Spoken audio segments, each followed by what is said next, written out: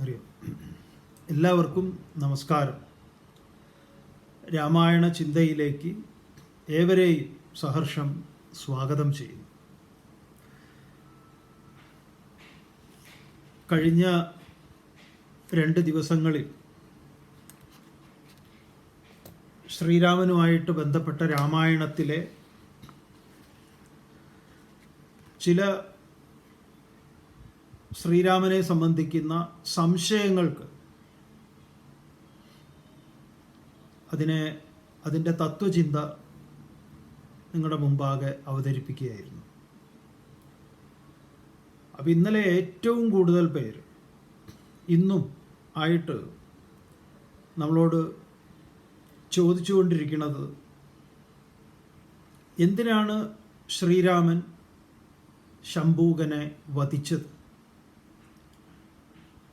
ആ ഭാഗത്ത് എന്താണ് പറയുന്നത്? എന്താണ് അതിലൂടെ രാമൻ നൽകുന്ന സന്ദേശം, അല്ലെങ്കിൽ രാമായണം നൽകുന്ന സന്ദേശം? അതിനെക്കുറിച്ചുള്ള ഒരു വിവരണമാണ് ആവശ്യപ്പെട്ടിട്ടുള്ളത്. നമുക്ക് തോന്നുന്നു തീർച്ചയായിട്ടും ആ സന്ദർഭത്തെ, ആത്മീയ രാമായണത്തിലെ ആ കഥാസന്ദർഭത്തെ നിങ്ങളുടെ മുമ്പിൽ അവതരിപ്പിക്കാം. അതിനുശേഷം അതിലെ തത്വചിന്തയും നമുക്ക് മനസ്സിലാക്കാൻ ശ്രമിക്കാം. ഇവിടെ നമ്മൾ മനസ്സിലാക്കേണ്ടത്, ഇവിടെ ഈ നമ്മുടെ സമൂഹത്തിൽ 2 തരക്കാരുണ്ട്. വേറെയും തരമുണ്ട്. അതല്ലാതെ പ്രധാനപ്പെട്ട 2 തട്ടിൽ നിൽക്കുന്ന ആളുകളുണ്ട്. ഒന്ന്, നമ്മൾ മുൻപ് പറഞ്ഞ പോലെ രാമ ഫാൻസ് അസോസിയേഷൻ. അവരെ സംബന്ധിച്ച് ശ്രീരാമന് നേരെ ആരെങ്കിലും വിരൽ ചൂണ്ടുന്നുവെങ്കിൽ അവരതിനെ അവരുടേതായിട്ടുള്ള ചില രീതിയിലാണ് അതിനോട് പ്രതികരിക്കുന്നത്. രാമായണത്തിൻ്റെ ഭാഷയിലല്ല, രാവണൻ പോലും ഉപയോഗിക്കാത്ത ഭാഷയിലാണ് അവർ പ്രതികരിക്കുന്നത്. ഒരു കൂട്ടർ അവർ രാമൻ്റെ ഫാൻസ് അസോസിയേഷനാണെന്ന് പറയുന്ന അവർ രാമായണത്തിൻ്റെ താത്പര്യം മനസ്സിലാക്കിയിട്ടുണ്ടോ എന്ന് ചോദിച്ചാൽ അശേഷമില്ല. രാമായണം എന്ന ശബ്ദത്തിൻ്റെ സാരമെങ്കിലും, രാമസ്യ അയനമിതി രാമായണം എന്നാണ്. രാമൻ്റെ സഞ്ചാരം, രാമനിലേക്കുള്ള സഞ്ചാരം, അതാണ് രാമായണം. അതിൻ്റെ താല്പര്യം പോലും മനസ്സിലാക്കാത്തവരാണ് ആ ഒരു കൂട്ടർ. രണ്ടാമത്തെ കൂട്ടർ രാമനെ നിശ്ചിതമായി വിമർശിക്കുന്നവരാണ്, തേരാപ്പാര വിമർശിക്കുന്നവരാണ്. ഇവരും ഈ പറഞ്ഞതുപോലെ ഇതിൻ്റെ രഹസ്യമോ തത്വമോ ഉൾക്കൊള്ളാൻ തയ്യാറല്ലാത്തവരാണ്. 2 കൂട്ടരും നിൽക്കുന്നത് ഒരേ പ്ലാറ്റ്ഫോമിലാണ്. 2 കൂട്ടരും തത്വചിന്തയെ അറിയാൻ, തത്വചിന്തയെ ഉൾക്കൊള്ളാൻ, കാരണം വ്യാസരും വാത്മീകിയും കമ്പരും ഒക്കെ പറഞ്ഞിട്ടുള്ളതിനെ ഉൾക്കൊള്ളാൻ തയ്യാറുള്ളവരല്ല. അതുകൊണ്ടാണ് നമ്മൾ ഇന്നലെ പറഞ്ഞത്, വേറൊരു രാമൻ ഈ വർത്തമാനകാലത്തിലുണ്ട്. അത് പൊളിറ്റിക്കൽ രാമനാണ്. സത്യത്തിൽ ആ രാമൻ ഈ രാമായണവുമായി ബന്ധമേ ഇല്ല, പേര് മാത്രമാണ്. അത് ഏതുപോലെ എന്നാൽ, ഈ കള്ളനോട്ടുണ്ടല്ലോ, വ്യാജനോട്ട്, കള്ളനോട്ട്, കറൻസി, വ്യാജ കറൻസി. ഈ കള്ളനോട്ടിൽ ഗാന്ധിജിയെ ഒഴിവാക്കിക്കൊണ്ട് കള്ളനോട്ട് അടിക്കാൻ പറ്റുമോ? സാധ്യമല്ല. അപ്പോൾ ഈ കള്ളനോട്ടടിക്കാർ ഗാന്ധിജിയുടെ ചിത്രം എന്തിനാണ് ആ നോട്ടിൽ ആലേഖനം ചെയ്യുന്നത്? എന്തിനാണ്? ഗാന്ധിസത്തോട്, ഗാന്ധിയോടുള്ള പ്രേമം കൊണ്ടാണോ? അല്ല. അവരുടെ ഈ വ്യാജമായ ഉൽപ്പന്നം വിറ്റഴിക്കാൻ ഈ ഗാന്ധിയുടെ തല ആവശ്യമുണ്ട്. ഇതുപോലെയാണ്. അപ്പം അതുകൊണ്ട് നമുക്ക് നിങ്ങളോട് അപേക്ഷിക്കാനുള്ളത്, ഈ 2ലും നിങ്ങൾ പെടാതെ സ്വതന്ത്രമായി രാമായണത്തെ ഋഷി താത്പര്യത്തോടു കൂടി, നമ്മുടെ സനാതന ധർമ്മത്തെ അതിൻ്റെ താത്പര്യത്തോടു കൂടി മനസ്സിലാക്കാനുള്ള ഒരു സാവകാശം, മനസ്സ്, ശ്രദ്ധ. ഭഗവാൻ ഗീതയിൽ പറയും, ശ്രദ്ധാവാൻ ലഭതേ ജ്ഞാനം. ശ്രദ്ധയുള്ളവനാണ് ജ്ഞാനം ഉണ്ടാവുന്നത്. അശ്രദ്ധദാന, ശ്രദ്ധയില്ലാത്തവനോ അവരുടെ കാര്യമേ പറയണ്ട. അപ്പം ശ്രദ്ധസ്വ, നിങ്ങൾ ഇതിലേക്ക് ശ്രദ്ധിച്ചാലും. നമ്മൾ നിങ്ങളോട് മുമ്പ് പറഞ്ഞിട്ടുള്ളതാണ്, നമുക്കാകെ ഒരു നമ്മുടെ കമ്മിറ്റ്മെൻ്റ് എന്ന് പറയുന്നത് രാമായണത്തോടും ഋഷിയോടുമാണ്. രാമൻ എന്നത് ഈ പ്രപഞ്ചത്തിൻ്റെ പരമകാരണമായിട്ടുള്ള തത്വമാണ്, സത്യമാണ്, ബോധമാണ്. അതിലൊരു നീക്കുപോക്കുമില്ല ഇവർക്കാർക്കും. അപ്പോൾ അങ്ങനെയുള്ള ഇന്നലെ സൂചിപ്പിച്ച മര്യാദാ പുരുഷോത്തമൻ, സത്യവ്രതൻ, സത്യധർമ്മൻ, മാതൃകാ പുരുഷൻ, മാതൃകാ രാജാവ്, എല്ലാ നിലയിലും മാതൃകയായിട്ടുള്ള ആൾ.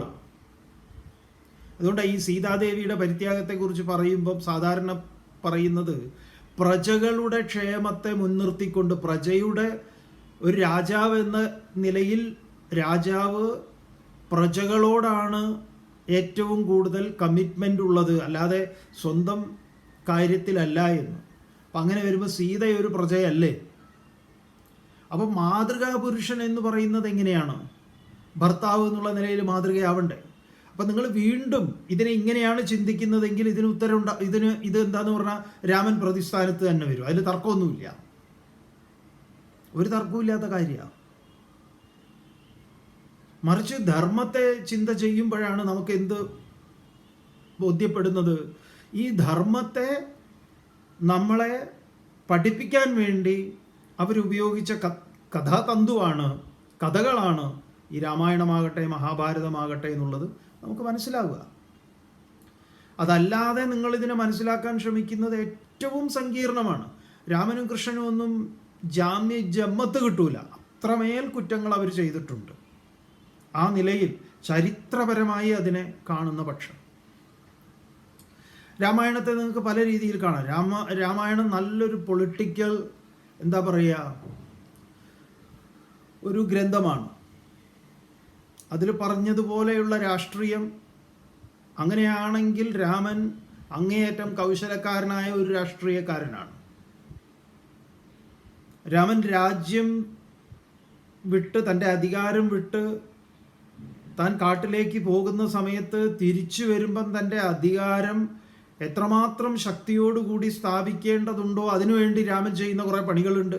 രാമനെ കൊണ്ട് ചെയ്യിപ്പിക്കുന്നുണ്ട്, രാമനോട് അത് പറഞ്ഞുകൊണ്ട് ചെയ്യുന്നുണ്ട്. ഇതൊക്കെ രാമായണത്തിൽ അതിഗംഭീരമായിട്ട് പറയപ്പെട്ടിട്ടുണ്ട്, വാത്മീകി രാമായണത്തിൽ. അപ്പം നമ്മളിപ്പോൾ സംസാരിക്കുന്നത് വാത്മീകി രാമായണമാണ്. അപ്പം അതങ്ങനെ ആ വഴിയിൽ പോയി കഴിഞ്ഞാൽ നമുക്ക് അങ്ങനെയൊക്കെ സമീപിക്കാം. അപ്പം ഇവിടെ നമ്മൾ ഇത്തരം ചോദ്യങ്ങൾക്ക് ഉത്തരം, നിങ്ങൾക്ക് ശാശ്വതമായ ഉത്തരം കിട്ടണമെങ്കിൽ അതിൻ്റെ ആധ്യാത്മിക വഴിയിലൂടെ അല്ലാതെ അതിനുത്തരമില്ല. ആ ഉത്തരത്തെയാണ് ഇവിടെ നമ്മുടെ മുന്നാകെ ചോദിച്ചിട്ടുള്ളത്. അതിന് നിങ്ങളോട് സമാധാനം പറയുകയാണ്. അപ്പം രാമൻ ഇതെല്ലാം കഴിഞ്ഞ് സ്വസ്ഥമായി രാജ്യം ഭരിക്കുന്ന സമയത്താണ് ഒരു ബ്രാഹ്മണൻ അകാലത്തിൽ മൃത്യു സംഭവിച്ച ഒരു കുട്ടി മരണപ്പെട്ടു. 5 വയസ്സുള്ള അദ്ദേഹത്തിൻ്റെ ആൺകുട്ടി മരണപ്പെട്ടു. അങ്ങനെ ആ കുട്ടിയുടെ മൃതശരീരം എടുത്തുകൊണ്ട് ഈ പറഞ്ഞ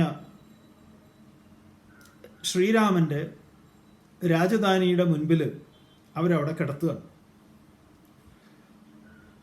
എന്നിട്ട് അവരൊരു ആത്മവിലാപം നടത്തുകയാണ്. ഞാൻ എൻ്റെ ജീവിതത്തിൽ, ഞാനോ എൻ്റെ ഭാര്യയോ ജീവിതത്തിൽ ഒരു തെറ്റും ഞങ്ങൾ ചെയ്തിട്ടില്ല. മനസ്സാ വാചാ കർമ്മണ, മനസ്സുകൊണ്ടോ വാക്കുകൊണ്ടോ കർമ്മം കൊണ്ടോ. പക്ഷേ എൻ്റെ 5 വയസ്സായ കുട്ടി ഇതാ മരണപ്പെട്ടിരിക്കുന്നു. ഇവൻ്റെ മരണത്തിന് കാരണം നിങ്ങളുടെ ഭരണമാണ്. നമ്മൾ ഈ കഴിഞ്ഞ ദിവസം അതിദാരുണമായ ഒരു വളരെ വേദന ഉണ്ടാക്കുന്ന ഒരു സംഭവം ഉണ്ടായി. ഒരു കുട്ടി ചെരുപ്പെടുക്കാൻ വേണ്ടിയിട്ട് സ്കൂളിൻ്റെ ഓടിൻ്റെ മുകളിൽ കയറി, തട്ടുംപുറത്ത് കയറി.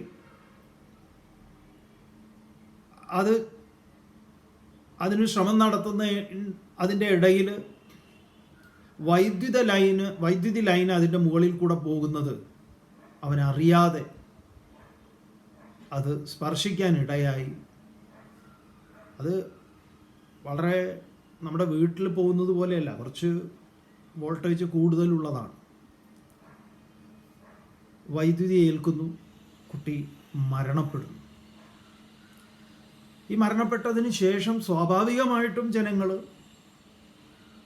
ഭരണകൂടത്തിനെതിരായിട്ടൊരു പ്രക്ഷോഭമൊക്കെ നടത്തും. അവിടെ അത് നടന്നിട്ടുണ്ട്.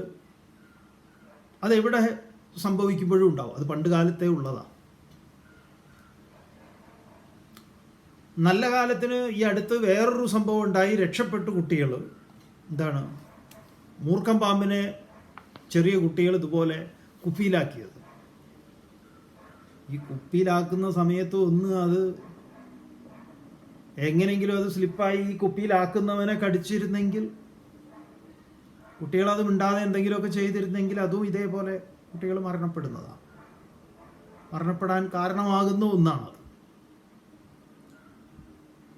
പല വിധത്തിലും ഇങ്ങനെയൊക്കെ സംഭവിക്കാം. അപ്പം അതിന് നമ്മൾ സർക്കാർ എന്ത് ചെയ്തു എന്ന് ചിലപ്പോൾ ചിലർക്ക് തോന്നാം. പക്ഷെ പണ്ട് രാമായണത്തിൻ്റെ ഭാഷയിൽ പറഞ്ഞാൽ രാജ്യം ഭരിക്കുന്ന രാജാവിന് അതിന് ഉത്തരവാദിത്വമുണ്ട് എന്നാണ്. അപ്പോൾ ആ ഈ ഉത്തരവാദിത്വത്തിൽ നിന്ന് നിങ്ങൾക്ക് ഒഴിഞ്ഞു നിൽക്കാൻ പറ്റില്ല എന്നത് രാമനെ ഓർമ്മിപ്പിച്ചുകൊണ്ട് കുറേ പരുഷമായ, വളരെ പരുഷം എന്ന് പറഞ്ഞു കഴിഞ്ഞാൽ അദ്ദേഹത്തിൻ്റെ ഒരു സാത്വികനായിട്ടുള്ള ബ്രാഹ്മണൻ എന്നുള്ള നിലയിൽ സത്യാന്വേഷി, ജാതി ബ്രാഹ്മണനല്ല, ഒരു സത്യാന്വേഷി രാമനോട് ആരുടേതാണ് ഈ ഇക്ഷ്വാകു വംശത്തെക്കുറിച്ച് അതിനെക്കുറിച്ചൊക്കെ പറഞ്ഞിട്ട് പറയൂ. എന്തായാലും നിങ്ങൾ സുഖമായിട്ട് വാഴൂ. ഞാനൊരു കാര്യം ചെയ്യാൻ പോവുക. ഞാനിവിടെ ജീവൻ ഒടുക്കും. എൻ്റെ സഹധർമ്മിണി അവളും ഇവിടെ ജീവൻ ഒടുക്കും. നിങ്ങൾ സുഖമായി ജീവിക്കൂ എന്നൊക്കെ പറഞ്ഞ് അദ്ദേഹം കുറേ സംസാരിച്ചുകൊണ്ട് ഈ രാജധാനിയുടെ മുന്നിൽ ഇവരങ്ങോട്ട് മൃതദേഹം വെച്ചുകൊണ്ട് അവരുടെ ഒരു ഉപവാസം, ധർണ, സമരം അങ്ങോട്ട് ആരംഭിച്ചു. രാമൻ ഉടനെ അവിടെ ആ രാജ്യത്ത് ഉള്ള പ്രധാനപ്പെട്ട എല്ലാവരെയും വിളിച്ചു വരുത്തി. അപ്പം അതിൽ ആദ്യം തന്നെ ലക്ഷ്മണനെയും ഭരതനെയും ശത്രുഘ്നെയും ഒക്കെ വിളിച്ചു. സഹോദരന്മാരെല്ലാം ചുറ്റും കൂടി. വസിഷ്ഠൻ, വാമദേവൻ, മാർക്കാണ്ഡേയൻ, വസിഷ്ഠ മഹർഷി, വാമദേവ മഹർഷി, മാർക്കാണ്ഡേയ മഹർഷി, മൗദ്ഗല്യ മഹർഷി, കശ്യപൻ, കാത്യായനൻ, ജാബാലി, ഗൗതമൻ, നാരദൻ, ഗംഭീരന്മാരാണ് ഇവരൊക്കെ. ഇവരെല്ലാം വിളിച്ചു വരുത്തി. ഇവരെല്ലാം വിളിച്ചു വരുത്തിയിട്ട് ചോദിച്ചു, എന്തുകൊണ്ടാണ് ഇങ്ങനെ സംഭവിക്കുന്നത്? എന്തുകൊണ്ട് ഇങ്ങനെ സംഭവിച്ചു? എനിക്കിതിൻ്റെ ഉത്തരം നിങ്ങൾ തരണം എന്ന് പറയാം. ആ സമയത്ത് നാരദൻ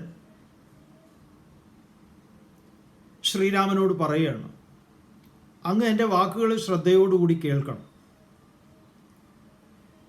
ഇങ്ങനെ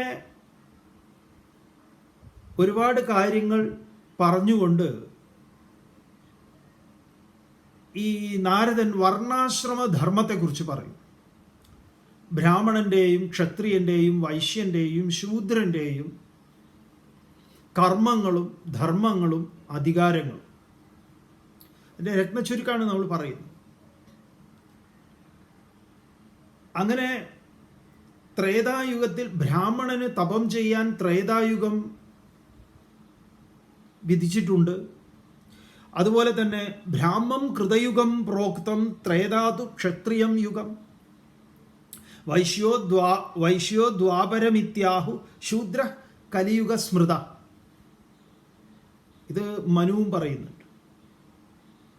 അപ്പോൾ കൃതയുഗം ബ്രാഹ്മണൻ തപസ് ചെയ്യുന്നതാണ്, ത്രേതായുഗമാകട്ടെ ക്ഷത്രിയൻ്റെ തപസ്സാണ്. ക്ഷത്രിയന് ത്രേതായുഗത്തിലാണ് തപസ്സിന് അധികാരം നൽകിയിട്ടുള്ളത്.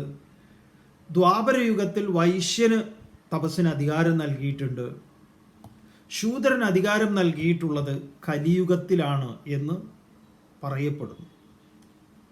അപ്പം അങ്ങയുടെ യുഗമായിട്ടുള്ള ഈ ത്രേതായുഗത്തിൽ ശൂദ്രൻ തപം ചെയ്യുന്നു എന്നത് അന്നത്തെ നാരദൻ്റെ ഭാഷയിൽ പറഞ്ഞാൽ നമ്മൾ ഈ ലോകം വ്യവഹാര പറയുന്നത്, തത്വചിന്തയല്ല. വാത്മീകി രാമായണത്തിൽ പറഞ്ഞതുപോലെ പറയുക, അത് എന്താ പറയുക, രാജ്യദ്രോഹമാണ്. അപ്പം ഇദ്ദേഹത്തിന് അതിന് അധികാരമില്ല. അപ്പം ഇങ്ങനെ ഇതിനെക്കുറിച്ച് നാരദൻ വിസ്തരിക്കുകയാണ്. ഇവരുടെയൊക്കെ അപ്പം ഈ വൈശ്യൻ്റെ കർമ്മവും ധർമ്മവും ബ്രാഹ്മണൻ്റെ കർമ്മവും ധർമ്മവും ഇത്യാദി കാര്യങ്ങളൊക്കെ പറയുന്നുണ്ട്. അപ്പം ഈ ധർമ്മം പരിരക്ഷിക്കപ്പെടേണ്ടുന്നതിൻ്റെ അനിവാര്യത, അതുപോലെ അധികാരിയല്ലാത്തവൻ ഇത് ചെയ്യുന്നു, ആരോ ഇത് ചെയ്യുന്നുണ്ട്, അങ്ങ് അവനെ കണ്ടെത്തി തക്ക ശിക്ഷ നടപ്പാക്കണം എന്ന് പറയാം. അപ്പം ശ്രീരാമൻ ഈ നാരദനെ പ്രശംസിക്കും. അങ്ങയുടെ വാക്കുകൾ എനിക്ക് സന്തോഷത്തെ നൽകുന്നു. ഒരു ഉത്തരം കിട്ടി. എന്നിട്ട് രാമൻ ലക്ഷ്മണനെ വിളിക്കുന്നു. ലക്ഷ്മണനെ 2 കാര്യങ്ങൾ ഏൽപ്പിക്കുന്നു. ലക്ഷ്മണനോട് ആദ്യം പറയുന്നത്, മൂപ്പര് ഈ മൃതശരീരത്തെ എണ്ണത്തോണിയിൽ നിക്ഷേപിക്കും. മൃതദേഹം അളിഞ്ഞ് മറ്റൊരു രൂപാന്തരപ്പെടാത്ത വിധത്തിൽ അതിനെ സംരക്ഷിക്കും. അത് പറയുന്നുണ്ട് എങ്ങനെയാണ് എന്നുള്ളത്. ഇന്ന വിധത്തിൽ അതിനെ സംരക്ഷിക്കും. അപ്പം അങ്ങനത്തെ വിദ്യ, അങ്ങനെ ഈ വാത്മീകി രാമായണം നോക്കിക്കഴിഞ്ഞാൽ അങ്ങനെ അനേകങ്ങളായിട്ടുള്ള കാര്യങ്ങളുണ്ട് നമ്മളെ അത്ഭുതപ്പെടുത്തുന്ന. അതായത് വാത്മീകി രാമായണം എന്ന് പറഞ്ഞാൽ ഇത്രമേൽ സൗന്ദര്യമാർന്ന ഒരു സാധനമില്ല. അതിഗംഭീരമാണ് അതിൻ്റെ വർണ്ണനകളൊക്കെ. എല്ലാ കാര്യങ്ങളും നമ്മൾ നിസാരങ്ങളെന്ന് തോന്നുന്നത് പോലും അത്ഭുതപ്പെടുത്തുന്ന വിധത്തിലാണ് വാത്മീകി വർണ്ണിച്ചിട്ടുള്ളത്. വ്യാസർക്ക് അത്തരം വർണ്ണനകളൊന്നുമില്ല. വ്യാസർ സ്ട്രൈറ്റ് ആയിട്ട് കാര്യം പറയുന്ന ആളാണ്. വാത്മീകി അങ്ങനെയല്ല. അപ്പോൾ ആദ്യത്തെ കാര്യം, ഇതിനെ ഈ ഔഷധത്തോണിയിൽ ഇട്ട് മൃതദേഹം കേടുകൂടാതെ സൂക്ഷിക്കും. ആദ്യത്തേത് അത്. രണ്ടാമത് പറഞ്ഞു, ഉടനെ വിമാനം, മൂപ്പരുടെ പുഷ്പകം വരട്ടെ എന്ന്. അപ്പോൾ പുഷ്പകം വരട്ടെ എന്ന് ആജ്ഞാപിക്കുന്ന ഉടനെ തന്നെ പുഷ്പകം വരികയാണ്. അപ്പം എന്നാൽ നമുക്ക് എയർപോർട്ടിലേക്ക് പോവാം. ഈ യുക്തിവാദികൾ അങ്ങനെയൊന്നും ചോദിക്കില്ല. അതിനെയൊന്നും യുക്തിവാദികൾ ചിന്ത ചെയ്യുകയില്ല. അതാണ് ഈ യുക്തിവാദികളുടെ ചോദ്യങ്ങളൊക്കെ. ഇങ്ങനത്തെ 4 ചോദ്യങ്ങൾ ചോദിച്ചാൽ പോരെ? അതല്ലേ ചോദിക്കേണ്ടത്. അതിലൊന്നും അവർക്ക് സംശയമില്ല. ഈ കൊന്നത് ശരിയല്ല എന്നുള്ളതാണ് അവരുടെ പ്രശ്നം. ഏറ്റവും വലിയ രസം കേട്ടുള്ളൂ. അപ്പോൾ ഈ പുഷ്പക വിമാനത്തെ സങ്കല്പിക്കുന്ന സമയത്ത് ഉടനെ തന്നെ പുഷ്പകം അവിടെ എത്തും. അപ്പോൾ ഈ പുഷ്പകം എത്തിക്കഴിഞ്ഞാൽ ഇതൊരു കോപ്റ്റർ പോലെ ആയിരിക്കാം. കോപ്റ്ററാണെങ്കിൽ ഒരുമാതിരിപ്പെട്ട സ്ഥലങ്ങളിലൊക്കെ പെട്ടെന്ന് ഇറക്കാമല്ലോ. എന്തായാലും ഒരു കോപ്റ്റർ പോലെ സങ്കല്പിച്ചോളൂ. കാരണം ഈ ന്യായീകരണ തൊഴിലാളികൾ അങ്ങനെയൊക്കെ പറയും. ഈ വിമാനത്തിനാണ് റൺവേയും അതും ഇതൊക്കെ വേണ്ട, കോപ്റ്ററിന് അതൊന്നും വേണ്ട. പുഷ്പക വിമാനം എന്ന് പറഞ്ഞാൽ ഒരു കോപ്റ്റർ പോലെ, അത് എവിടെ ഇറക്കാമെന്ന് പറയാം. ശരി, അങ്ങനെ ഈ കോപ്റ്റർ ഇറക്കി. എന്താ അടുത്തത്? കോപ്റ്റർ, ഈ പുഷ്പക വിമാനം തല കുനിച്ചുകൊണ്ട് രാമനോട് ചോദിക്കുക. ആലോചിച്ച് നോക്കൂ, എന്ത് രസമാണ് ഇതൊക്കെ. വാൾട്ട് ഡിസ്നിയുടെ കാർട്ടൂണിനെ പോലും വെല്ലുന്ന വിധത്തിലുള്ള കാര്യങ്ങളാണ്. അപ്പോൾ ആ പുഷ്പക വിമാനം നമ്രശിരസ്കനായിക്കൊണ്ട് രാമനോട് ചോദിക്കുകയാണ്, ഈ ഉള്ളവൻ അങ്ങേക്ക് വേണ്ടി എന്തു ചെയ്യണം എന്ന്. നിങ്ങൾ അതൊന്ന് വിഷ്വലൈസ് ചെയ്യൂ. ഇതൊക്കെ ഇങ്ങനെയൊക്കെ ഈ ഇതിഹാസം കഥ ചമച്ച ഋഷിയുടെ ഒരു വൈഭവം ഉണ്ടല്ലോ, മനസ്സിൻ്റെ വലുപ്പം. അല്ലെങ്കിൽ നമുക്ക് അവിടേക്ക് ഈ കവി വരച്ചെടുത്തേക്ക് നമുക്ക് എത്താൻ പറ്റുന്നുണ്ടോ എന്നുള്ളതാണ് ഒരു ചോദ്യം. അതാണ് ഏറ്റവും പ്രധാനപ്പെട്ടത്. നമുക്ക് അവിടേക്ക് എത്താൻ പറ്റുന്നുണ്ടോ? നമുക്കതിനെ വിഷ്വലൈസ് ചെയ്യാൻ പറ്റുന്നുണ്ടോ? നമുക്കതിൻ്റെ സാരം മനസ്സിലാവുന്നുണ്ടോ? ഈവൻ നമുക്ക് തന്നെ നമ്മളൊരു വിമാനത്തിലേക്ക് കയറുന്ന സമയത്ത് വിമാനം കാണുമ്പോൾ വേണമെങ്കിൽ നമുക്ക് നമ്മുടെ വാഹനങ്ങളോട് ഒരു പ്രത്യേക ബന്ധമുണ്ടല്ലോ. നമ്മുടെ വാഹനം ആദ്യമായിട്ട് നമ്മൾ മേടിച്ച ഒരു സ്കൂട്ടറാണെങ്കിലും സൈക്കിളാണെങ്കിലും കാറാണെങ്കിലും ഒക്കെ അത് നമ്മുടെ വീട്ടിലെ ഒരു അംഗത്തെ പോലെ നമ്മളതിനെ കാണില്ലേ. നമുക്ക് പലപ്പോഴും തോന്നാറുണ്ട്, ഈ അംബാസഡർ ടാക്സി ആണെങ്കിലും ഉണ്ടല്ലോ, അംബാസഡർ കാറിന് ഒരു മനസ്സും ബുദ്ധിയും ഒക്കെ ഉണ്ട്. പാവപ്പെട്ടവരോടൊക്കെ അതിനൊരു അനുകമ്പയും ദയയും ഒക്കെ ഉണ്ട്. അത് ഈ അംബാസഡർ പണ്ട് കാലത്ത് ഒരുമാതിരിപ്പെട്ടവർ ആംബുലൻസിലൊന്നുമല്ല മൃതശരീരം വീട്ടിലേക്ക് കൊണ്ടുപോകുന്നത്. കോഴിക്കോട് മെഡിക്കൽ കോളേജിൽ നിന്നൊക്കെ മരിച്ച മൃതശരീരത്തെ അങ്ങോട്ട് ഗ്രാമപ്രദേശങ്ങളിലേക്ക്, മലബാറിൻ്റെ ഏറെക്കുറെ എല്ലാ പ്രദേശങ്ങളിലേക്കും കൊണ്ടുപോകുന്ന ആൾ ഈ അംബാസഡറാണ്. അതേ അംബാസഡർ തന്നെയാണ് ശബരിമലയിൽ വ്രതം നോറ്റ് മൂപ്പര് കുറിയൊക്കെ തൊട്ട് നല്ല മിടുമിടുക്കനായിട്ട് അങ്ങനെ രണ്ട് കണ്ണൊക്കെ അങ്ങനെ തുറന്ന് പോകുന്നത്. ഇതിൻ്റെ ഇടയിൽ അതിൻ്റെ റേഡിയേറ്ററിൻ്റെ എന്താ പറയുക, ഒരു കണക്ഷൻ ഉണ്ട്. ഈ വെള്ളം റേഡിയേറ്ററിൽ നിന്ന് എഞ്ചിനിലേക്ക് പോകുന്ന ഒരു റബ്ബറിൻ്റെ ഒരു പൈപ്പുണ്ട്, റബ്ബറിൻ്റെ. ഇത് പൊട്ടൽ ഇതിന് സ്ഥിരമാണ്. ഇത് പൊട്ടിക്കഴിഞ്ഞാൽ സൈക്കിളിൻ്റെ ട്യൂബ് നീളത്തിൽ കട്ട് ചെയ്ത് ചുറ്റി അതിൻ്റെ പിടിപ്പിക്കുന്ന പരിപാടിയൊക്കെ ഉണ്ട്. ഇങ്ങനെ ടയർ പഞ്ചറാവലും എന്തൊക്കെയാണെങ്കിലും ഇവൻ എന്താണെന്നറിയോ, നമ്മളെ അത് തീരെ വഴിയിൽ കിടത്താതെ കുറച്ചൊക്കെ ഇങ്ങനെയൊക്കെ ആണെങ്കിലും ഇവൻ അങ്ങോട്ട് കൊണ്ടുപോകും നമ്മളെ. അത് ഒന്നും രണ്ടും ആളെയാണോ അതിൽ കൊണ്ടുപോവുക, എത്രയുണ്ടോ അത്രയും. ഈ അംബാസഡർ എന്ന വാഹനത്തിന് അത്തരത്തിൽ യാതൊരു വിഷമവും ഇവനില്ല. ഇവൻ നമ്മുടെ ആ പോകുന്നവരുടെ ഒരാളായിട്ട് അവൻ തീരും. അങ്ങനെ അതിൽ കിടന്നുറങ്ങി, അതിൽ പ്രസവം നടക്കുന്നു, മരണം കൊണ്ടുപോകുന്നു, ശബരിമലയ്ക്ക് പോകുന്നു, കല്യാണത്തിന് പോകുന്നു, എല്ലാറ്റിലും ഇവനൊരു കഥാപാത്രമാണ്. ഇവനൊരു മനസ്സുണ്ട്. ഇവൻ ആ ഓടിക്കുന്ന ഡ്രൈവറുമായിട്ട് ഇവനൊരു ബന്ധമുണ്ട്, പ്രത്യേകമായ ബന്ധമുണ്ട്. അയാൾ രാവിലെ സ്റ്റിയറിങ്ങിൽ തൊട്ട് തൊഴുന്ന സമയത്ത് തന്നെ അതിനോട് പറയടാ, നീ എന്നെ കിടത്തരുതേ എവിടെയും എന്ന്. പെട്രോളൊക്കെ തീർന്നു കഴിഞ്ഞാലും ഇളക്കി എങ്ങനെയെങ്കിലുമൊക്കെ എന്നൊക്കെ പറഞ്ഞ് പെട്രോൾ പമ്പിൻ്റെ മുന്നിൽ ഇവനെ എത്തിക്കും. ഈ ഡ്രൈവർ ചെയ്തു കൂട്ടുന്ന എല്ലാ എന്താ പറയുക കൊള്ളരുതായ്മയും അവൻ സഹിക്കും. ചുരുക്കി പറഞ്ഞാൽ അങ്ങനെ വാഹനത്തെ സ്നേഹിക്കുന്നവർക്ക് വാഹനത്തെ കേവലം ഇരുമ്പ് മാത്രമായിട്ട് കാണാൻ പറ്റില്ല. അതിനെന്തുണ്ട്, അതിനെ അവർ കുളിപ്പിക്കുന്ന സമയത്ത് ഈ പറഞ്ഞ സർവീസൊക്കെ ചെയ്യുകയും, ചിലർക്കൊന്നും അതിനെ ഉപേക്ഷിക്കാൻ പറ്റില്ല. അത് വീട്ടിൽ അങ്ങനെ ഇരിക്കും, അത് തുടച്ച് വൃത്തിയാക്കി അങ്ങനെ വയ്ക്കും. മറ്റുള്ളവർ പറയും ഇതിനെ തൂക്കി വിറ്റൂടെ തകരവിലയ്ക്ക്, എന്തിനാ ഇതിങ്ങനെ വെറുതെ സ്ഥലം മുടക്കിയിട്ട് എന്ന്. അത് മറ്റവർക്ക് അതാ ഒരു സ്ഥലം മുടക്കലും ഒരു തകരവും ഒക്കെയാണ്. പക്ഷെ അതുമായിട്ട് ബന്ധപ്പെട്ടവർക്കോ അതൊരു തകരമല്ല, അത് വീട്ടിലെ ഒരു അംഗമാണ്. നമ്മുടെ എല്ലാറ്റിനും സാക്ഷിയായിട്ടുള്ള ആളാണ്. മരണത്തിനും ജന്മത്തിനും വിവാഹത്തിനും എല്ലാ കർമ്മങ്ങൾക്കും കർമ്മസാക്ഷിയാണ് മൂപ്പര്. അംബാസഡർ കർമ്മസാക്ഷിയാണ്, അഗ്നിയെ പോലെ.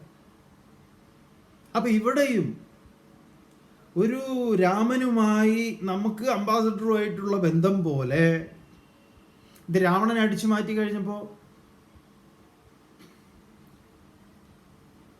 എന്താ രാമൻ്റെ കയ്യിൽ വന്നപ്പോൾ ഇവന് വളരെ കുറച്ച് എന്താ പറയുക, വലിയ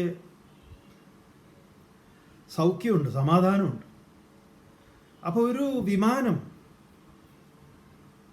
ഈ പറഞ്ഞ ഒരാളുമായിട്ട് സംവദിക്കുന്നു. നമ്മൾ അതിനാണ് ഇത്രയും പറഞ്ഞത്. ഇതിലൊന്നും ആർക്ക് യുക്തിയൊന്നുമില്ല, അല്ലെങ്കിൽ ചോദ്യം യുക്തിവാദികൾക്കും ചിന്തകന്മാർക്കും ഒന്നും അതിലൊന്നും വലിയ പ്രശ്നമൊന്നുമില്ല എന്ന് പറയാം. അങ്ങനെ പുഷ്പകം വരട്ടെ, പോവട്ടെ, പൊങ്ങട്ടെ, പറക്കട്ടെ. എന്തായാലും പുഷ്പകൻ രാമനോട് പറഞ്ഞു, ഈ ഉള്ളവൻ എന്തു വേണം. അങ്ങനെ പുഷ്പകം ഒരു കിങ്കരനാണ്. കിങ്കരൻ എന്ന് പറഞ്ഞാൽ കിം കറോതി ഇതി കിങ്കര എന്നാണ്, എന്താണ് ചെയ്യേണ്ടത് ഞാൻ എന്ന നിലയിൽ. അങ്ങനെ കിങ്കരൻ എന്ന് പറഞ്ഞാൽ ഇങ്ങനെ മസിൽ പവറൊക്കെ ആയിട്ടുള്ള ആളെ തല്ലിക്കൊല്ലുന്നവൻ എന്നല്ല. കിം കരോതി, എന്തു ചെയ്യണം ഞാൻ എന്ന് അജ്ഞാനുവർത്തിയായിട്ടുള്ളവൻ്റെ പേരാണ് കിങ്കരൻ. അങ്ങനെ ഒരു കിങ്കരനാണ് ആര്, നമ്മുടെ പുഷ്പകം. അപ്പം ഈ പുഷ്പകം വന്നു. എന്തായാലും രാമൻ കയറി ഈ കോപ്റ്ററിൽ. രാമൻ തെക്കോട്ട് പോയി, വടക്കോട്ട് പോയി, കിഴക്കോട്ട് പോയി, പടിഞ്ഞാറോട്ട് പോയി. ഇങ്ങനെ തെക്ക് വടക്ക് ഹെലികോപ്റ്ററിൽ പോയി, പണ്ടാരോ പോയതുപോലെ. അങ്ങനെ ഒരു പോക്കാണോ എന്ന് ചോദിച്ചാൽ ഏറെക്കുറെയൊക്കെ അങ്ങനെയാണ്. എന്നാലും അങ്ങനെ രാമൻ പോകുമ്പോൾ അങ്ങനെ മുമ്പൊരു വലിയ തടാകത്തിൻ്റെ തീരത്ത് നമ്മുടെ കഥാനായകനെ, ഈ പറഞ്ഞ ഒരാൾ തല കീഴായിട്ട് കിടക്കുക. അപ്പം നമ്മളോട് ഈ ഭാഗം വിസ്തരിക്കണമെന്നോ എന്തെങ്കിലും കുറച്ച് പറയണമല്ലോ എന്ന് കരുതിയിട്ട് നമ്മളവിടെ ആ ഭാഗം പറയാം. വാത്മീകി രാമായണത്തിൽ നിന്ന്. തസ്മിൻ സരസി തപ്യന്തം താപസം സുമഹത്തപ ദദർശ രാഘവ ശ്രീമാൻ ലംബമാനമധോമുഖം. ലംബമാനമധോമുഖം തസ്മിൻ തരസി തപ്യന്തം താപസം സുമഹത്തപ ദദർശ ശ്രീരാഘവ. ശ്രീരാഘവ ദദർശ, രാഘവൻ ശ്രീരാമൻ, ഭഗവാൻ ശ്രീരാമൻ കണ്ടു. ആരെ കണ്ടു, എവിടെ കണ്ടു? തസ്മിൻ സരസി, ആ സരസിൻ്റെ, ഒരു വലിയ സരസിൻ്റെ തീരത്ത്. ആ സരസിൽ തന്നെ ഇവൻ്റെ റിഫ്ലക്ഷൻ ഉണ്ട്, തലകീഴായി കിടക്കുന്നത്.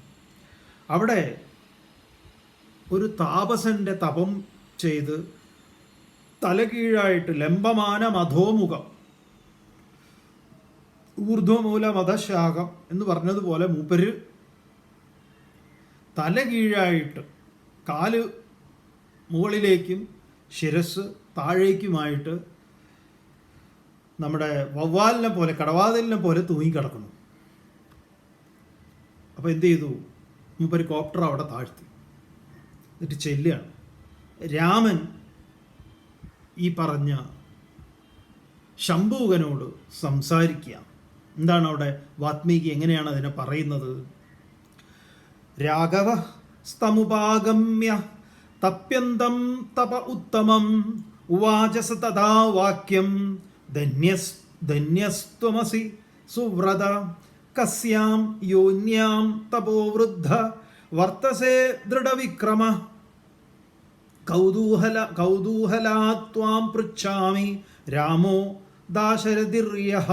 ദാശരഥിർഹ്യഹം കോർത്തോ മനീഷിതസ്തുഭ്യം സ്വർഗലാഭപരോധവാ വരാശ്രയോ യഥർത്ഥം ത്വം തപസ്യസി സുദുഷ്കരം യം ആശ്രിത്യ തപസ്തപ്തം ശ്രോതുമിച്ഛാമി താപസ ബ്രാഹ്മണോ വാസി ഭദ്രം തേ ക്ഷത്രിയോ വാസി ദുർജയ വൈശ്യസ്തു ത്രിവർണോ വാ ശൂദ്രോ വാ സത്യവാഗ്ഭവ.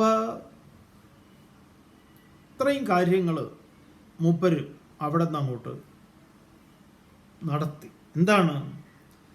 രാഘവ തം ഉപാഗമ്യ, രാഘവൻ ശ്രീരാമൻ അവനെ സമീപിച്ച്. ആരെ? തപ്യന്തം തപ ഉത്തമം, ആ തപം ചെയ്തുകൊണ്ടിരിക്കുന്ന അവനോട് ഉവാച, ചോദിച്ചു. ത്വം ധന്യഃ അസി, ആദ്യത്തെ വാക്കാണ്.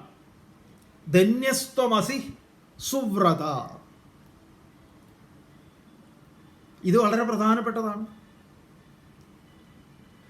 ശരിയായ വ്രതം പൂണ്ട, സുവ്രത, സുഷ്ടും വ്രതം, ശരിയായ വ്രതം പൂണ്ട, ഈ ചില വരികളിലാണ് ഇതിൻ്റെ രഹസ്യം അങ്ങോട്ട് ക്ണാപ്പ് ചെയ്ത് വച്ചിരിക്കുക. അത് നമ്മൾ തുറക്കണം. അപ്പോൾ ഇതിൽ ഈ ഒരൊറ്റ വരിയിൽ, അരവരിയിൽ ഇതിൻ്റെ ക്ലിപ്പിട്ട് വെച്ചിരിക്കുക. എന്ത്? ധന്യ ത്വം ധന്യഃ ധന്യോ ധന്യഃ ത്വം അസി സുവ്രത. സുഷ്ടും വ്രതം, നല്ല വ്രതം പൂണ്ടവനെ നീ ധന്യനാകുന്നു. ധന്യോസി കൃതകൃത്യോസി. കസ്യാം യോന്യാം തപോവൃദ്ധ വർത്തസേ ദൃഢവിക്രമ. ഇനി ചോദ്യമാണ്, കസ്യാം യോന്യാം, നീ ആരാണ്, എവിടെ നിന്നാണ്, നിന്റെ ജന്മത്തിൻ്റെ രഹസ്യം എന്താണ് മോനെ? നീ ആരാണ്?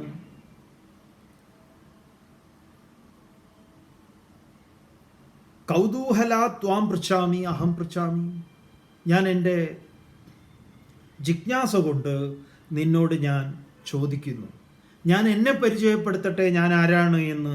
രാമഃ ദാശരഥിർ ഹി അഹം. ഞാനാകട്ടെ ദശരഥപുത്രനായിട്ടുള്ള ശ്രീരാമനാകുന്നു. കോത്തോ മനീഷിതഃ തുഭ്യം സ്വർഗലാഭഃ പരഃ അഥവാ വരാശ്രയഃ യദർത്ഥം ത്വം തപ്യസി സുദുഷ്കരം. ഈ ദുഷ്കരമായ തപസ് നീ ചെയ്യുന്നത് എന്തിനാണ്? കോർത്ഥം, എന്തർത്ഥത്തിനായിക്കൊണ്ടാണ്? സ്വർഗലാഭമാണോ? ഇനി അതല്ല മറ്റെന്തെങ്കിലുമാണോ? യം ആശ്രിത്യ തപസ്തപ്തം ശ്രോതുമിച്ഛാമി താപസ. ഹേ തപം ചെയ്യുന്ന താപസ, ഞാൻ അറിയാൻ ആഗ്രഹിക്കുന്നു, എന്നോടങ്ങ് പറഞ്ഞാലും. ത്വം ബ്രാഹ്മണവാഹസി, നീ ബ്രാഹ്മണനാണോ? ഭദ്രം തേ, എങ്കിലെൻ്റെ അനുഗ്രഹം. ക്ഷത്രിയവാഹ അസി ദുർജയ, നീ ക്ഷത്രിയനാണോ? എങ്കിലും നിനക്കനുഗ്രഹം. വൈശ്യ സ്ത്രീയോ വർണ്ണ വാ ശൂദ്രോ വാ സത്യവാഗ്ഭവ. അതല്ല, നീ ആരാണ്? വൈശ്യനാണോ ശൂദ്രനാണോ? ഇനി ക്ഷത്രിയനാണെങ്കിൽ നീ അജയ്യനാണെന്ന. ക്ഷത്രിയ വാ ദുർജയ അസി, നീ കേമനാണ്. ഇനി അതല്ല, തൃതീയ വർണ്ണ വൈശ്യ വാ, നീ മൂന്നാം വർണ്ണത്തിൽപ്പെട്ട വൈശ്യനാണെങ്കിലോ? അതോ ശൂദ്രഹ, നീ ശൂദ്രനാണോ? ഹേ താപസ, സത്യവാക്കിനെ നീ പറയാൻ ബാധ്യസ്ഥനാണ്. സത്യം പറയൂ ഭവ. ശ്രോതും അഹമിച്ഛാമി, ഞാൻ കേൾക്കാൻ തയ്യാറാണ്. ഇത്രയും രാമൻ ആരോട്? ഈ താപസനോട് പറഞ്ഞു. ഈ താപസൻ ആരാണ് എന്നാണെങ്കിൽ ശംഭൂകൻ. ശംഭൂകൻ മുനിയാണ്.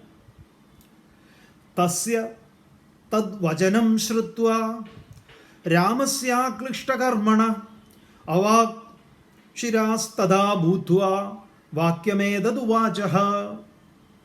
അപ്പോൾ അക്ലിഷ്ടകർമ്മണ തസ്യ രാമസ്യ തദ്വചനം ശ്രുത്വാ, വീണ്ടും ഒരു എന്താ പറയുക, ഒരു കൊളുത്ത്. അക്ലിഷ്ടകർമ്മണ, ക്ലിഷ്ടമില്ലാത്ത കർമ്മം ചെയ്യുന്നവനായ തസ്യ രാമസ്യ തദ്വചനം ശ്രുത്വാ, നെറികേട് ഒരിക്കലും ചെയ്യാത്ത ആ രാമൻ്റെ വാക്ക് കേട്ടിട്ട്. എന്തിനാ വാത്മീകി ഇങ്ങനെ പറയുന്നത്? രാമൻ ചെയ്യാൻ പോണത് നെറികേടല്ല എന്ന് തന്നെയാണ്. അപ്പോൾ ഇത് നെറികേടാണല്ലോ എന്ന് നമ്മളെ കൊണ്ട് ചിന്തിപ്പിക്കും. അതാണ് ഇതിൻ്റെ കുട്ടൻസ്.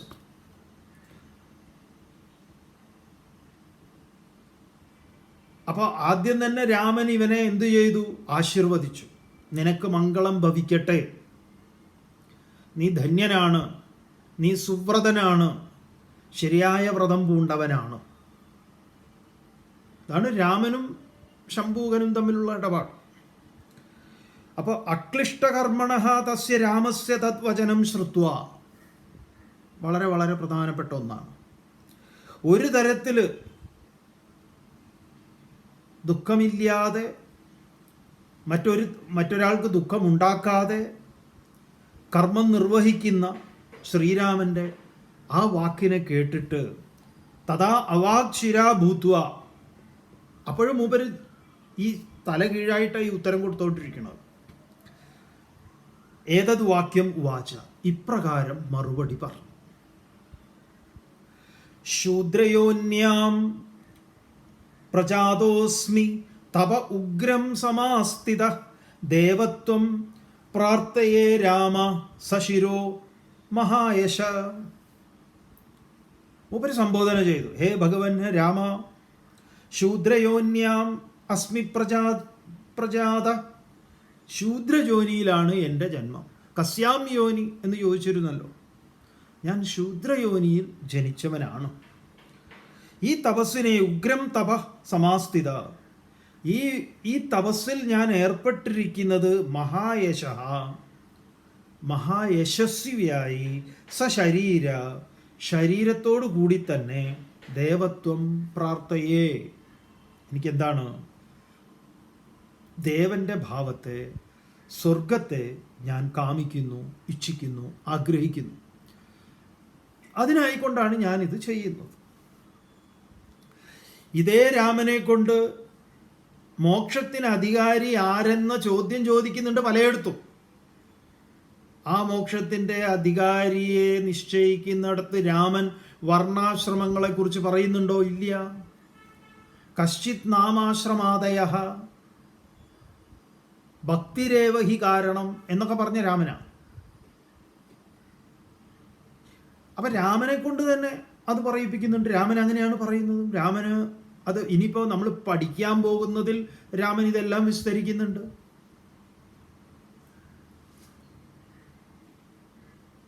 ഇത് നമ്മൾ വിട്ടുപോകരുത്. നമ്മളിത് കേവലം വിമർശിക്കാൻ വേണ്ടി മാത്രവും ആ വിമർശിക്കുന്നവരെ എതിർക്കാൻ വേണ്ടി നമ്മുടേതായിട്ടുള്ള അറിവില്ലായ്മയും സഭ്യമല്ലാത്ത വാക്കുകളും ഉപയോഗിച്ചുകൊണ്ടാണ് ഇതിനെ നേരിടുന്നത്. പരിഹസിക്കുന്നവരോ ആ രീതിയിൽ ഇതിനെ പരിഹസിക്കുന്നു. നല്ല കാമ്പുള്ള പരിഹാസത്തിനോ ചോദ്യത്തിനോ ഒന്നും ഇവരുടെ അടുത്ത് ഒന്നും ഇല്ലതാണ്. അതിനിത് പഠിച്ചാലല്ലേ, പഠിക്കാന്നുള്ള അറ്റ്ലീസ്റ്റ് ഇത് വായിച്ചാലെങ്കിലും ഇതിൽ മൊത്തം കൺഫ്യൂഷനായിരിക്കും അവരെ സംബന്ധിച്ച്. അപ്പം പിന്നെ ചോദ്യങ്ങളെ ഉണ്ടാവില്ല.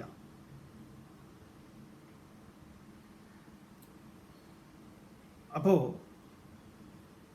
അദ്ദേഹം മറുപടി പറയുക, ഞാൻ എന്താണ് ഈ ഉഗ്ര തപസ് പൂണ്ടത് എന്തിനാണ് എന്നാണെങ്കിൽ, ദേവത്വം പ്രാർത്ഥയെ, ഞാൻ ഈ സ്വർഗപ്രാപ്തിയെ, ദേവസ്ഥിതിയെ ഞാൻ ആഗ്രഹിക്കുന്നു. നമിത്യാഹം വദേ രാമ ദേവലോക ജിഗീഷയാ ശൂദ്രം മാം വിദ്ധികാകുസ്ത ശംഭൂഗോ നാമനാമത. നമുക്കൊരു സത്യസന്ധനാണ്. ഇങ്ങനെയുണ്ട്. ഉപനിഷത്തിലൊക്കെ ജാബാലയുടെ പുത്രനായിട്ടുള്ള സത്യകാമൻ ഗുരുകുലത്തിൽ പോകുമ്പോൾ ചോദിക്കുന്നുണ്ട്, നിന്റെ അച്ഛനാരെന്ന്. ഞാൻ പറയും എനിക്കറിയില്ല. എന്നാൽ പോയി ചോദിച്ചു വരാൻ പറയുമ്പോൾ അമ്മയോട് പോയി ചോദിക്കും. അമ്മ പറയും, അനേക പുരുഷന്മാരെ എന്നെ സമീപിച്ചിട്ടുണ്ട്, ആരാണ് നിന്റെ അച്ഛനൊന്നും എനിക്കറിയില്ല. അതുകൊണ്ട് തന്നെ അച്ഛൻ്റെ ഗോത്രവും ഇതൊന്നും അറിയില്ല, നീ എൻ്റെ ജാബാല ഗോത്രത്തിൽ പെടുന്നതാണെന്ന് പോയി ഗുരുവിനോട് പറയുന്നു. അപ്പോഴാ ഗുരു അവൻ അത്രയും പറഞ്ഞപ്പോൾ, ഇപ്പോൾ വേദത്തിന് അധികാരിയാണ് അവൻ. ഹേ സത്യകാമ, ഗുരു വിളിക്കുന്നത് അവന്. സത്യത്തെ കാമിക്കുന്നവൻ, മോക്ഷത്തെ അർത്ഥിക്കുന്നവൻ, ഈ ശംഭൂകനെ പോലെ ഉപവിശത് ഇരുന്നാൽ. അങ്ങനെ ഗുരു അവന് സത്യം പറഞ്ഞു കൊടുക്കുന്നത്. ഇതാണ് പാരമ്പര്യം. സത്യത്തെ അന്വേഷിക്കുന്ന, ഈശ്വരനെ അന്വേഷിക്കുന്ന ഒരാളെയും എവിടെയും തടയുന്നില്ല. പ്രഹ്ലാദന്റെ കഥ പറയുകയാണെങ്കിൽ എല്ലാറ്റിലും. അപ്പോൾ ഇവിടെ എന്താണ് മനസ്സിലാക്കണം, അതാണ് നമ്മുടെ ദൗത്യം. അപ്പോൾ എൻ്റെ ലക്ഷ്യം ഇതാണ്. ഇതാ, ഹേ രാമ, ദേവലോക ജിഗീഷയാ, ദേവലോകത്തെ ജിഗീഷയ ഇച്ഛയാൽ പ്രാപിക്കണമെന്ന ആഗ്രഹത്താൽ അഹം മിഥ്യാന്നവതേ, ഞാൻ കളവ് ഒരിക്കലും പറയില്ല. അങ്ങയോട് എനിക്കൊരു കളവ് പറയേണ്ടത് ആവശ്യമില്ല. കാരണം ഞാൻ സത്യത്തെ പ്രാപിക്കാൻ ആഗ്രഹിക്കുന്നവനാണ്, സത്യകാമനാണ്, സത്യധർമ്മനാണ്. മനുഷ്യത്തിൽ പറയും സത്യധർമായ ദൃഷ്ടയെ, സത്യത്തെ ധർമ്മമായി സ്വീകരിച്ചിട്ടുള്ള എനിക്കായിക്കൊണ്ട് അപാവൃണു മാറ്റിയാലും, ഈ ശാസ്ത്രോപനിഷത്തിൽ പറയും ഹിരൺമയേന പാത്രേണ സത്യസ്യാഭിഹിതം മുഖം തത്വം പൂഷൻ അപാവൃണു സത്യധർമായ ദൃഷ്ടയെ, സത്യധർമ്മനായിട്ടുള്ള എൻ്റെ ദൃഷ്ടിക്കായിക്കൊണ്ട് ഈ മായയുടെ പടം മാറ്റിയാലും എന്ന് തന്നെ ഇൻട്രൊഡ്യൂസ് ചെയ്യുന്നുണ്ട്. അതുപോലെ ശംഭൂകൻ ഇൻട്രൊഡ്യൂസ് ചെയ്യുകയാണ്. ഞാൻ പ്രാപിക്കാൻ ആഗ്രഹിക്കുന്നത് ഇന്നതാണ്, അതിനോട് എനിക്ക് നീതി പുലർത്തേണ്ടതുണ്ട് എന്നുള്ളത് കൊണ്ട് തന്നെ ഞാൻ അങ്ങയോട് കളവ് പറയില്ല.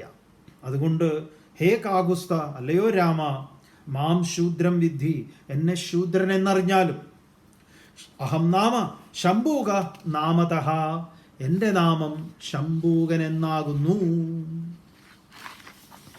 ഉള്ളതുപോലെ അങ്ങോട്ട് പറഞ്ഞു. അപ്പൊ എന്തുണ്ടായി? ഭാഷതസ്തസ്യ ശൂദ്രസ്യ ഗഡ്ഗം സുരുചിരം പ്രഭം നിഷ്കൃഷ്യ കേശാദ് വിമലം ശിരച്ഛേദ രാഘവ. ഉടനെ തന്നെ ശൂദ്രസ്യ ഭാഷതഃ, ആ ശൂദ്രൻ ഇപ്രകാരം പറഞ്ഞു കേട്ട ഉടനെ തന്നെ രാഘവൻ ശ്രീരാമൻ വിമലം സുരുചിരപ്രഭം, വിമലം മലം അല്പമേ പുരളാത്ത, വിമലം നിർമ്മലം, സുരുചിരപ്രഭം നല്ല പ്രഭ കാന്തിയോട് കൂടിയിട്ടുള്ള ഗഡ്ഗം,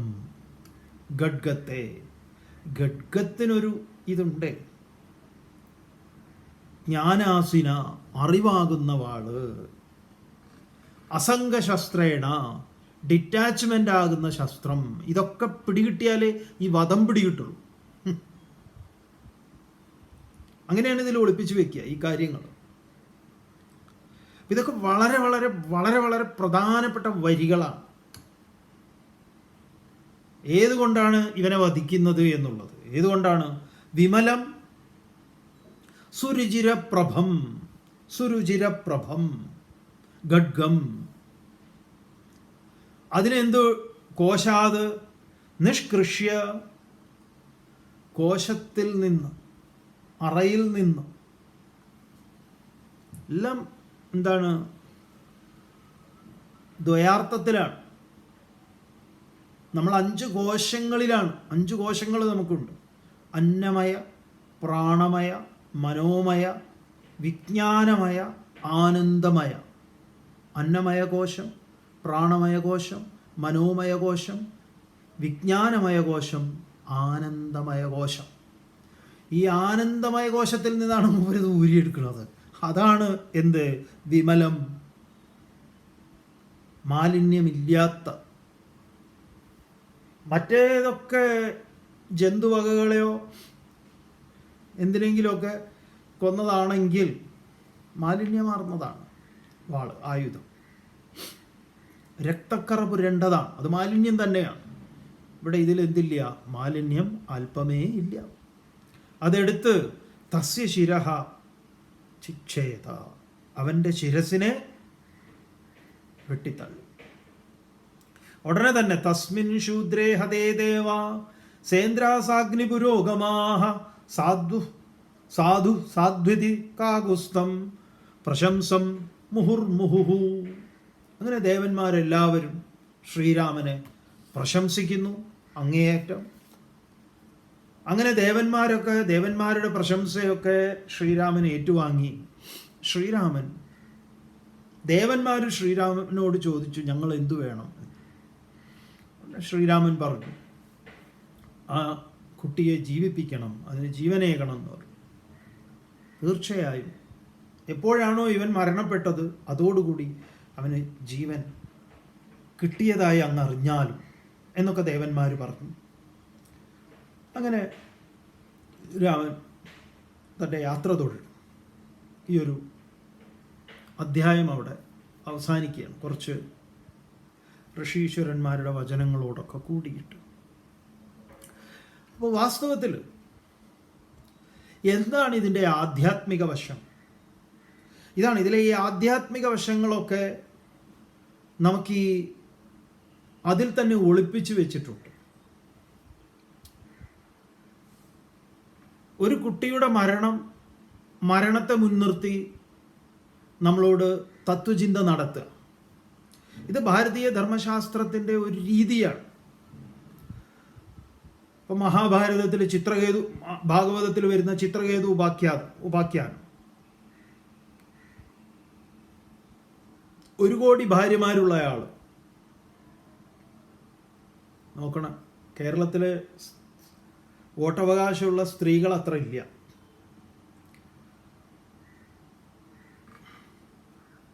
അപ്പം അത്രയും പേര് ഒരാളുടെ ഭാര്യ എന്നൊക്കെ പറഞ്ഞാൽ യുക്തിവാദികൾക്ക് യാതൊരു പ്രശ്നവുമില്ല അതിലൊന്നും.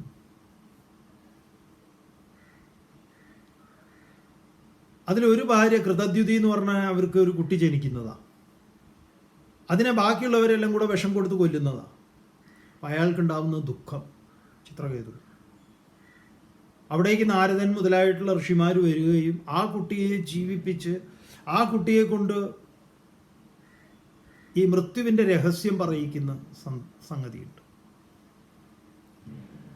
ഇവിടെ ഈ രാമനാൽ വധിക്കപ്പെടുക എന്നത് അത് വളരെ പ്രധാനപ്പെട്ട ഒന്നാണ്. എന്താണത്? ആരാണ് രാമൻ? രാമൻ എന്ന് പറയുന്നത് ഒരാളല്ല. അങ്ങനെയാണെങ്കിൽ അത് പ്രശ്നമാണ്.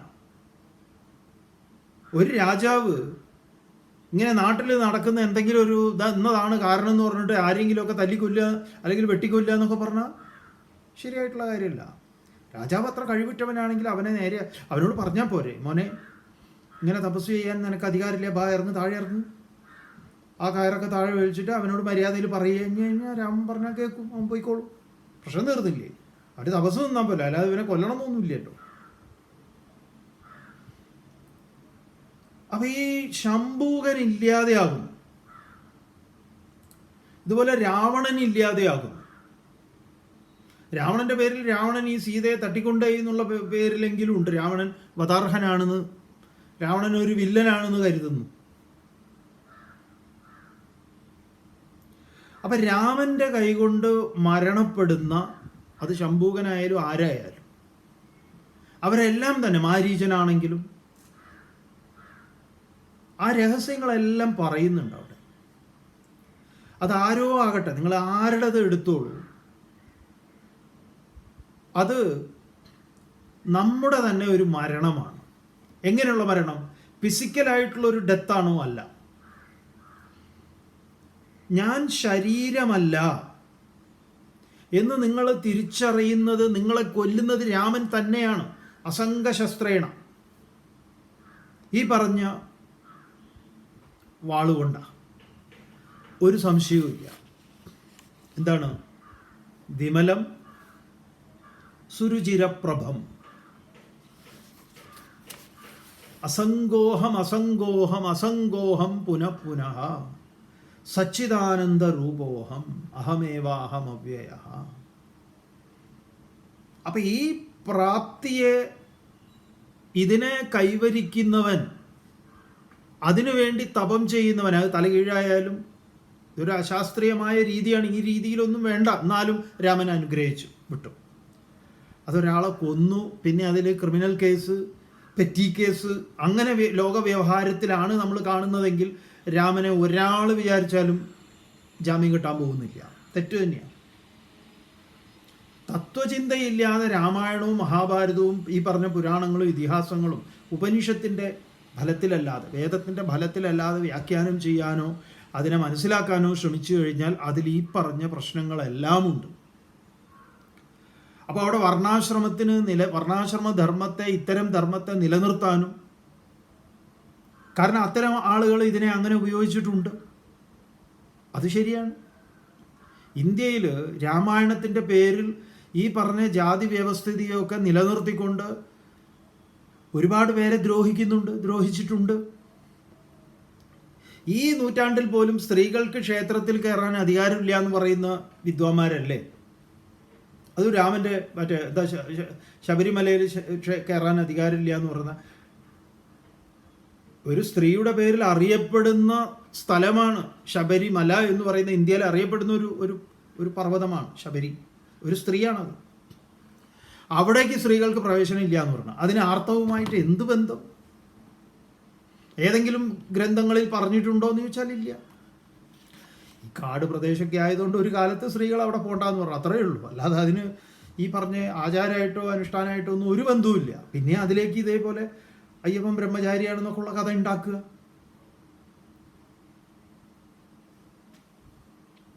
ആ സന്ദർഭവും പറയണം എന്ന് പറഞ്ഞിരുന്നു. തീർച്ചയായിട്ടും നമ്മൾ പറയാം, അധ്യാത്മരാമായണത്തിൽ തന്നെ ഉള്ളതാണ്. അപ്പൊ ശംഭൂകനെ വധിക്കുന്നതിലൂടെ വാസ്തവത്തിൽ അവിടെ നടപ്പാവുന്നത് നമ്മൾ തന്നെ ഒരന്വേഷണം നടത്തുമ്പോൾ നമ്മൾ പറയാറുണ്ട്, ബാലകൃഷ്ണ മേനോൻ എന്ന് പറയുന്ന നമ്മുടെ ഗുരുവായിട്ടുള്ള സ്വാമി ചിന്മയാനന്ദജി, ശിവാനന്ദ സ്വാമികൾ ബാലകൃഷ്ണ മേനോനെ വധിക്കുകയാണ്, കൊല്ലുകയാണ്. പിന്നെ ബാലകൃഷ്ണ മേനോൻ ഇല്ല.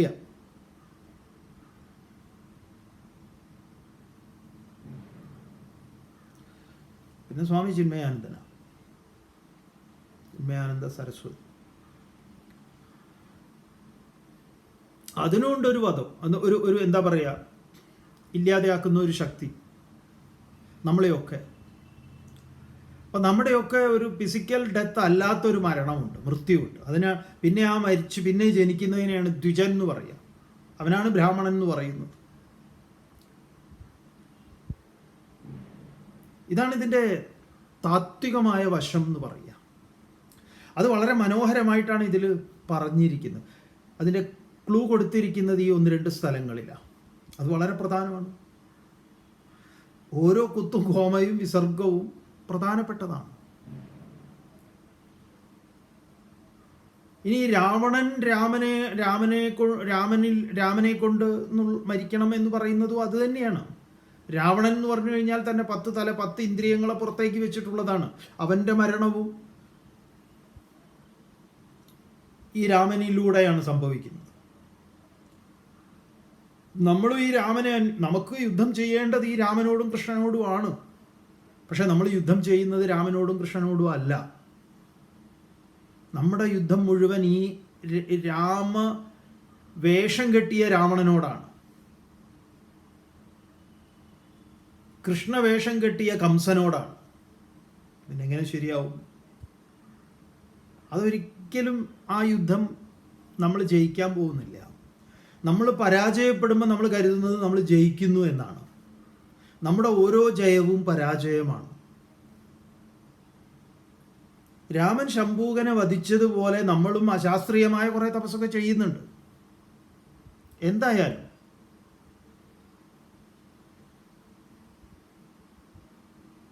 നമ്മൾ യുദ്ധം ചെയ്യാൻ തീരുമാനിച്ചാൽ, മെഡിറ്റേഷൻ ഒരു യുദ്ധമാണ്, ധ്യാനം യുദ്ധമാണ്. കഴിഞ്ഞ ക്ലാസ്സിൽ സൂചിപ്പിച്ചു, പ്രണവോധനു ശരോഹി ആത്മാ ബ്രഹ്മതൽ ലക്ഷ്യമുച്യത എന്ന് പറയുന്നു.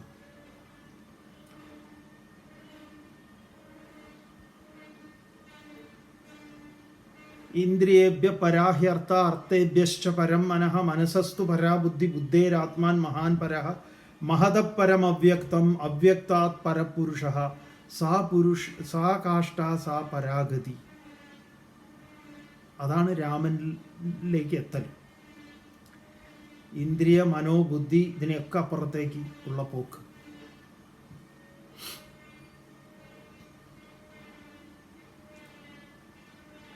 രാമായണമാകട്ടെ മഹാഭാരതമാകട്ടെ ഏതും ഈ ധർമ്മത്തെ നമുക്ക് പരിചയപ്പെടുത്തി തരിക എന്നുള്ളത് മാത്രമേ ആ ഗ്രന്ഥത്തിന് ലക്ഷ്യമായിട്ടുള്ളൂ.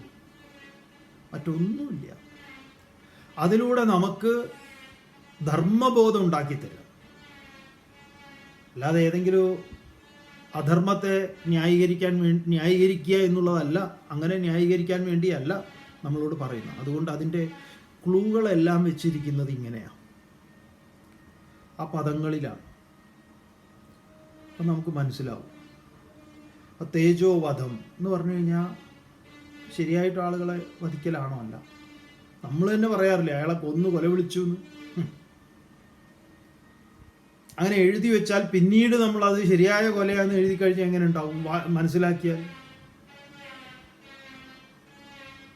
നമുക്ക് ബാക്കി ഭാഗം നാളെ കാണാം. ഓം പൂർണ്ണമദഃ പൂർണ്ണമിദം പൂർണ്ണാത് പൂർണ്ണമുദച്യതേ പൂർണ്ണസ്യ പൂർണ്ണമാദായ പൂർണ്ണമേവാവശിഷ്യതേ. ഓം ശാന്തി.